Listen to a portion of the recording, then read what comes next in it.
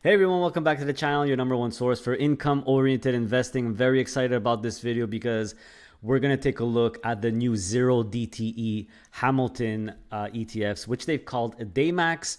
That's going to be their line here, and they came out with three of them: CDAY, SDAY, and QDAY. So let's take a deep dive and let's look at them together here, see exactly what kind of, what they hold, what the strategy is going to be. I did meet with Hamilton to discuss them really briefly, but we are going to be scheduling a in-depth Q&A from A to Z, everything you need to know about these DAYMAX ETFs. So stay tuned for that. And if you're an Inner Circle member, I will ping you. I will make a post, which is only going to go out to Inner Circle members, and you'll be able to submit your questions, and the top questions will be asked the Hamilton ETF. So if you're interested in that, of course, and if you're interested in submitting questions for future Q&As, hit that little join button, become a member.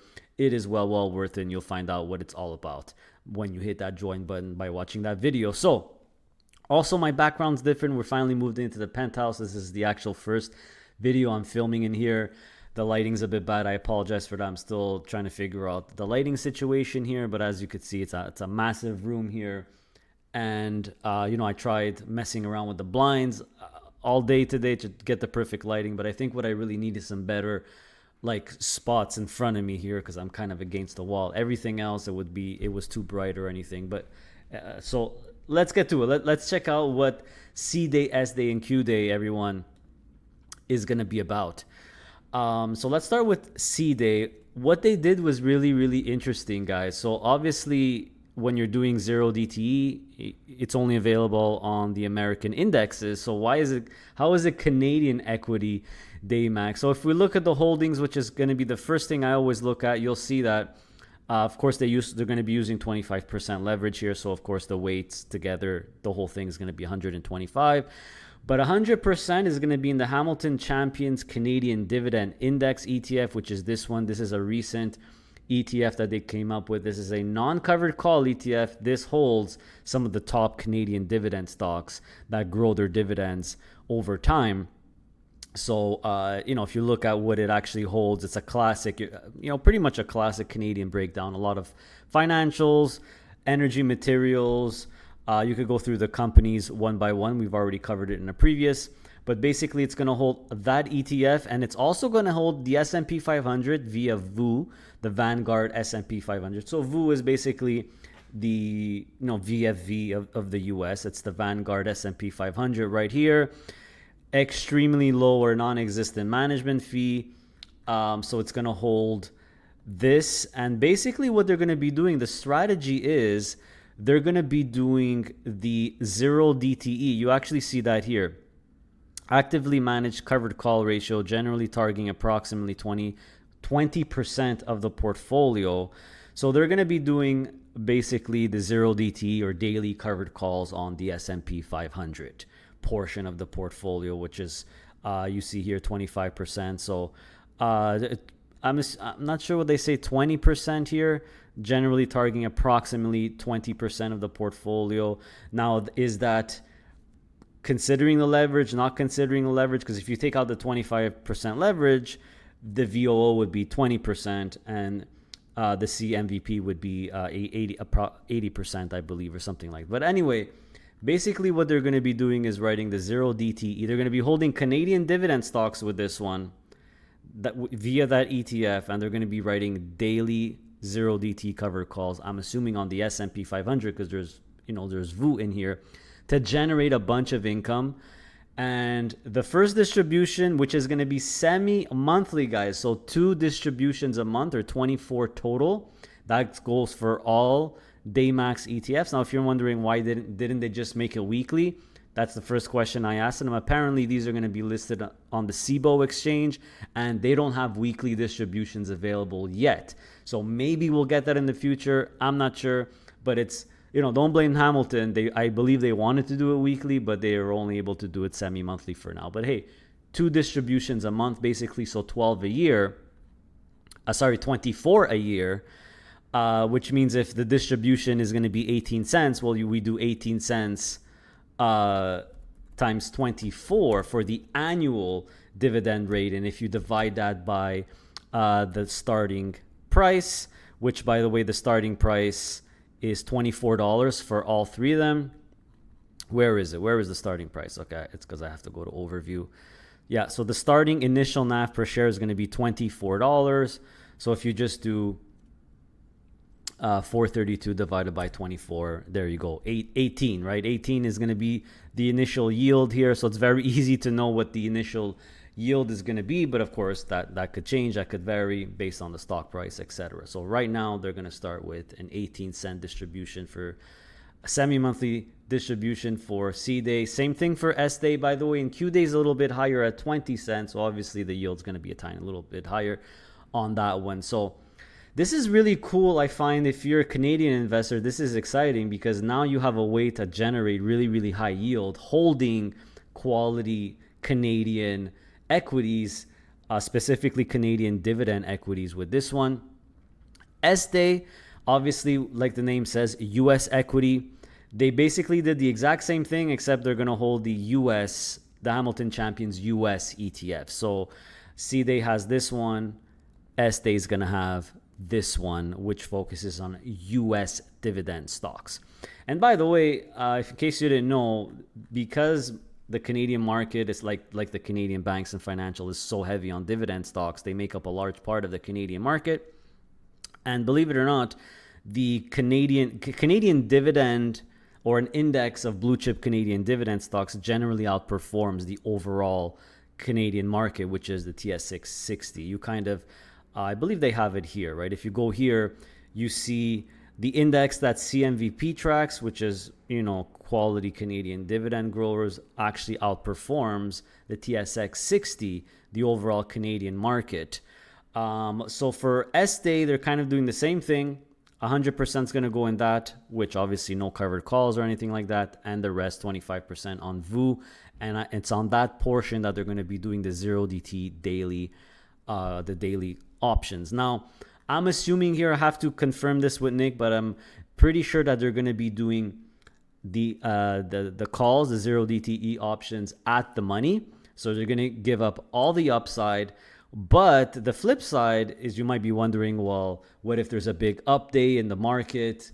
Are they going to give up too much? Well, they're only writing the 0DTE calls on a small fraction of the portfolio, not on 100% of the portfolio, on like 25, which includes the leverage. So again, we're going to ask Nick all about the strategy and why they decided to do that. But I mean, doing 0DT at the money calls obviously generates a lot of income, even if you're doing it in a small portion of the portfolio. And then the rest, the portion that has SMVP, which is the majority, obviously the big majority, same thing for CDAY, there is no covered calls, right? So this is like a little twist. It's not exactly the S&P 500 with 0DTE. It's US dividend, quality dividend stocks. That's not going to be touched. That's what you're holding. So you're getting, a little bit more stability. Again, if you go to the SMVP here, which is what SDAY is going to hold, it's basically diversified portfolio of US dividend growers that have delivered strong performance and lower volatility. You see here that it doesn't beat the market, doesn't beat the S&P 500, but it's very, very close when you're selecting only dividend stocks in the States versus the S&P. So similar performance to the S&P 500, basically, with lower volatility. That's what SDAY is going to be.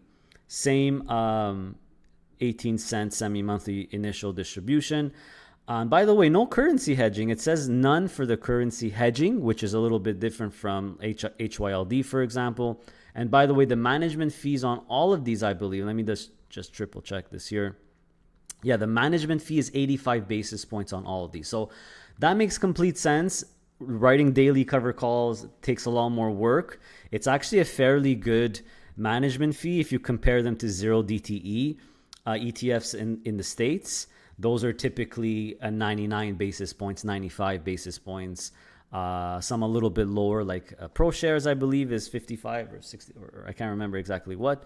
But I would say the management fee, my personal opinion here, pretty competitive considering their 0DTE and their semi-monthly distributions as well. So that's it for CDAY and SDAY, right? Very easy, very cool. You're holding CMVP On 100%, 25% is literally going to hold the S&P 500. That's where they're going to do the daily covered calls on.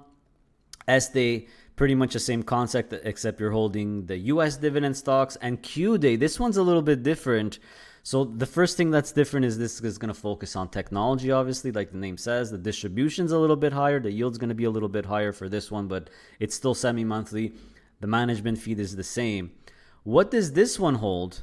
This one's going to hold XLK. And then it has 25% in QQQM, which is, it's NASDAQ 100 index ETF here. Very low fee of 15 basis points, by the way, in case you're curious. Where was it? I had it here. Yeah, so the expense ratio of QQQM is 15 basis points. So basically, you're going to hold technology stocks via XLK, and then where they're going to be doing the 0DTE daily covered calls, I'm assuming it's going to be on the NASDAQ, not on the S&P 500, like CDAY and SDAY, because they have QQQM here instead of VOO.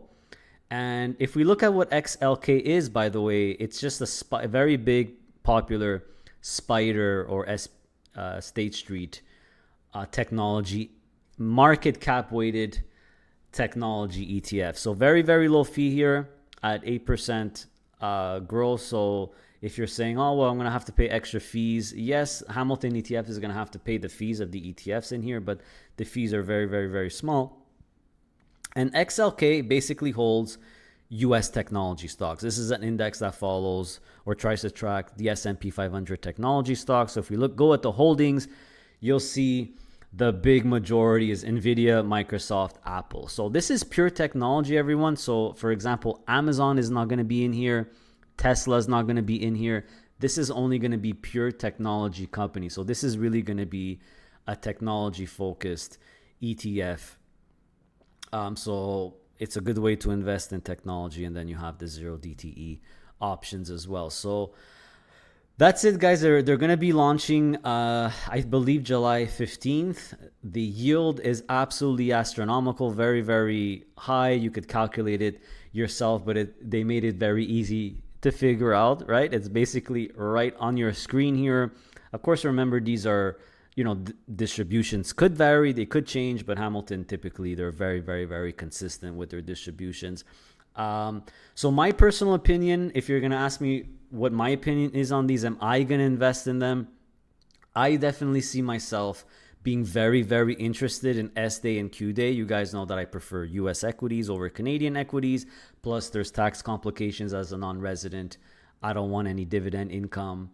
But SDAY is going to have a little bit of dividend income, right? Because it holds that dividend ETF. So I'm thinking maybe I'll put some SDAY in my TFSA rather than my joint account, non-registered. But, that's just for me. But in terms of my opinion here, and you'll see what I'm going to do, guys, in the future, in the next portfolio unveil. I'll talk about it as usual. But my opinion on these is that it's a very cool twist on the 0DTE strategy. Like usual, Hamilton always has a little twist. They'll never just do the S&P. They'll never, with covered calls or whatever. For example, HYLD, it's kind of the S&P 500, but it's not exactly the S&P 500. So what I think they're doing is they're trying to get as much yield as possible using the 0DTE, but trying to write as little as possible. So they're only going to be covering 25% of 125%. The rest won't have covered calls. So it's going to be really cool to see. This is really, in my opinion, kind of like a growth or a dividend growth plus income ETF with very, very high yield for SDAY and CDAY. So I think CDAY could be a really good complement to HDIV, for example, to get a little bit higher yield. Good complement with HDIV, and I think SDAYs would be a good complement to HYLD, especially that it's not going to be currency hedged. Maybe they're going to change it to hedged. I'm not sure, but I think SDAY would be a really good complement to HYLD. CDAY a good complement to HDIV, and QDAY for your technology exposure, some NASDAQ exposure, NASDAQ 100. But again, the ETF, the major position, is going to be in a pure technology ETF, not in the NASDAQ 100, although there is the NASDAQ 100 as well in here for the QDT, the 0DT covered call. So really, really interesting. I'm looking forward to talking with Nick to really understand why they decided to go this route instead of just doing more like a classic 0DTE covered call ETF, right? It's going to be very, very interesting. So guys, I'll let you know when the Q&A is scheduled. I'll do a community post so you'll be able, if you're an Inner Circle member, to ask the questions. But let me know what you think. What do you think of these ETFs? Are you going to be investing in them? Which ones are you interested in the most? Do you see any concerns or any worries, or what are your top questions? Let me know in the comment section below. And thanks for watching. See you next time.